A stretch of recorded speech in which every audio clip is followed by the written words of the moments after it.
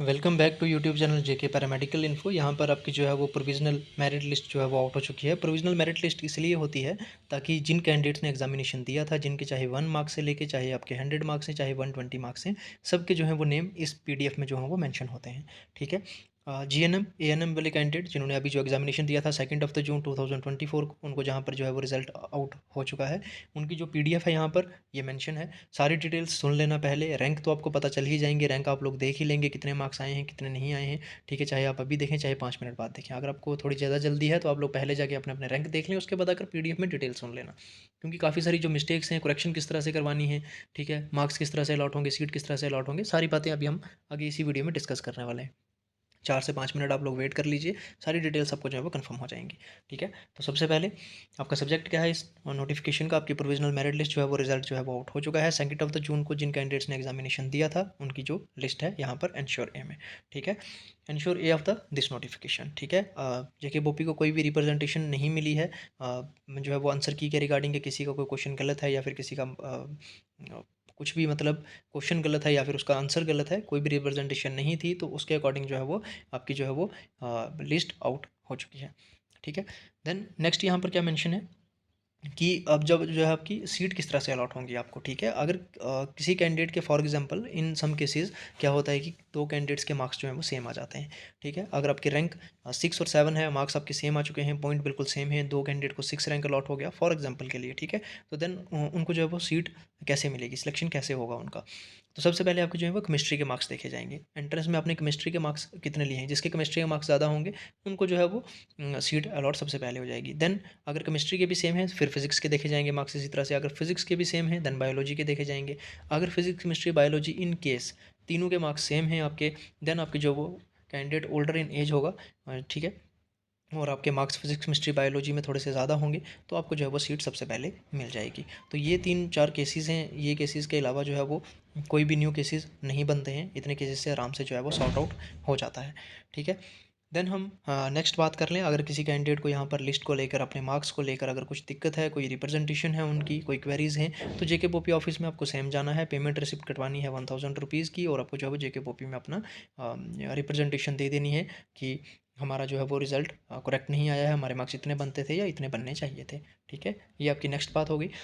Then उसके बाद में जिन कैंडिडेट्स ने भी यहाँ पर अपने सर्टिफिकेट्स वगैरह अपलोड किए थे, मार्क्स कार्ड अपलोड नहीं थी, रिजल्ट नहीं आउट हुआ था, डोमिसाइल सर्टिफिकेट नहीं अपलोड हुआ था, उन कैंडिडेट्स को जो है वो अभी यहाँ पर वन टाइम चांस मिलेगा काउंसलिंग में। आपको जो है वहाँ पर शो करने पड़ेंगे। अगर आप शो नहीं कर सकोगे अपना डोमिसाइल सर्टिफिकेट, रिजर्व कैटेगरी जो कि आपने अपलोड किया था, तो आप लोग जो है वो रिजेक्ट कर दिए जाओगे। ठीक है। अगर आप प्रेजेंट कर दोगे वहाँ पर उनके सामने, शो कर दोगे, दिखा दोगे, वेरिफिकेशन होगी, तो आप लोगों को जो है वो सीट अलॉट हो जाएगी।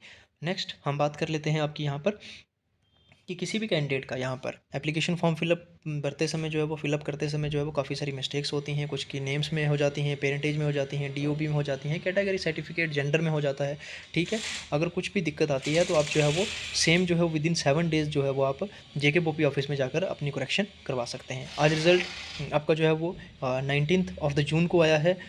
26 जून तक आपकी जो है वो लास्ट डेट है। विद इन जो है वो आपको 7 डेज़ जाना है जेके पोपी ऑफिस में। वर्किंग डेज़ होने चाहिए आपको संडे को छोड़ के। ठीक है। आपको जाना है।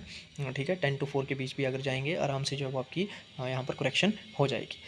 और यहाँ पर कैटेगरी को लेकर कुछ यहाँ पर मेंशन है कि न्यू कैटेगरी जिन कैंडिडेट्स के पास में आई है, फॉर एग्जांपल जो अभी पीएसपी वाले कैंडिडेट थे उनको जो है वो 10% जो है वो कैटेगरी अलॉट हुई है एसटी वाली। तो अगर उनको जो वो न्यू कैटेगरी वैलिड सर्टिफिकेट है तो वो भी आप लोग जो है वो काउंसलिंग के सामने जो है वो सबमिट न्यू कैटेगरी सर्टिफिकेट जो है वो सबमिट कर सकते हैं with in 7 days JK Poppy office में। अगर आपने पीएसपी शो कर दिया है, एसटी नहीं बना था, ठीक है, अगर आपके पास में कोई ओबीसी वाले इसी तरह से कुछ कैंडिडेट्स थे जिनके पास नहीं भी कैटेगरी थे, तो आप लोग जो है वो अभी जाकर अपनी कैटेगरी वहाँ पर ऐड करवा सकते हैं।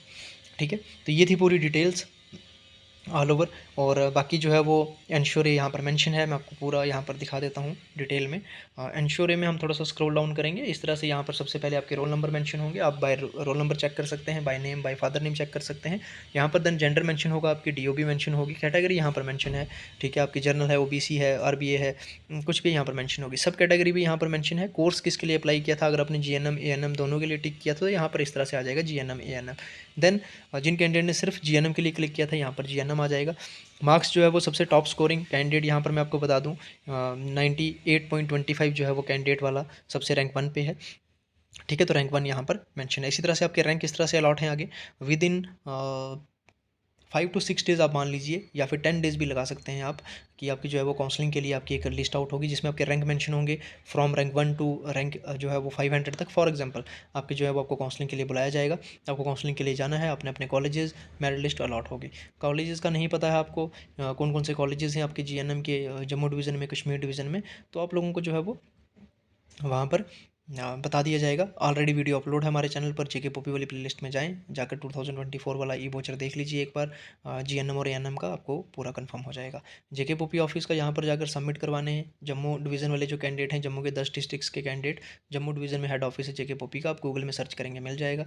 इसी तरह से कश्मीर डिवीज़न की 10 डिस्ट्रिक्ट्स हैं, इसी तरह से वो अपने हेड ऑफिस जेके पॉपी कश्मीर डिवीज़न या फिर श्रीनगर में जाएंगे। वहाँ पर जाकर अपना जो भी आपको रिप्रेजेंटेशन है, कैटेगरी कुछ भी अगर मेंशन करवाना है, ठीक करवाना है, तो वहाँ पर जाकर करवा सकते हैं विद इन 7 डेज़। तो ये थी पूरी डिटेल्स। यहाँ पर रैंक, यहाँ पर टोटल सभी कैंडिडेट्स के नाम मेंशन हैं, आपके जो है वो रैंक मेंशन है, आपके कितने मार्क्स स्कोरिंग है, वो सारी बातें इसमें मेंशन है। तो यही पीडीएफ सेम जो है वो मैं टेलीग्राम चैनल पर डाल देता हूँ। आप टेलीग्राम चैनल से इजीली डाउनलोड कर सकते हैं, ऑफिशियल वेबसाइट से भी डाउनलोड कर सकते हैं, उसका लिंक पे मेंशन कर दूँगा। टेलीग्राम चैनल ज्वाइन कीजिए, डाउनलोड कीजिए पीडीएफ, आपको नेक्स्ट जब काउंसलिंग के लिए डेट्स आएँगी तब भी हम लोग जो है वो आपको इन्फॉर्म कर देंगे। हमारे साथ अगर आप पहली बार जुड़ रहे हैं, WhatsApp channel is there, Telegram channel is there, join by the link below in the description. Comment box is also your, drop a comment below if you have any query.